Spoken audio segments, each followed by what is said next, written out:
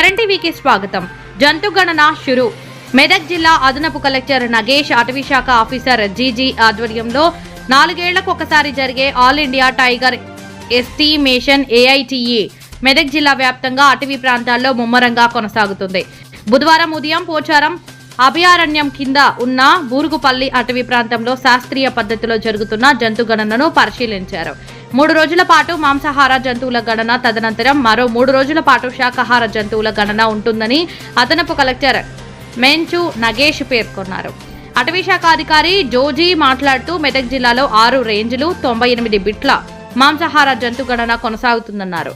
చిరుతపులులు, ఎలుగుబంటి, నిల్గాయి, కొండ గొర్రె తదితర జంతువుల పాదముద్రలను, విసర్జితాలు, జంతువుల వెంట్రుకలు, గోళ్లు తదితరాలను ఏం స్క్రిప్ట్ యాప్లో నమోదు చేస్తున్నారని తెలిపారు.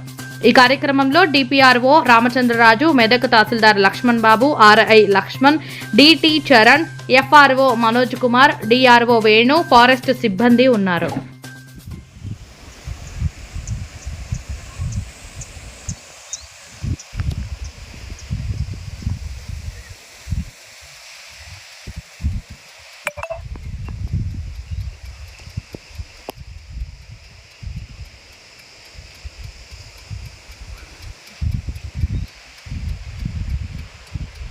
Oh.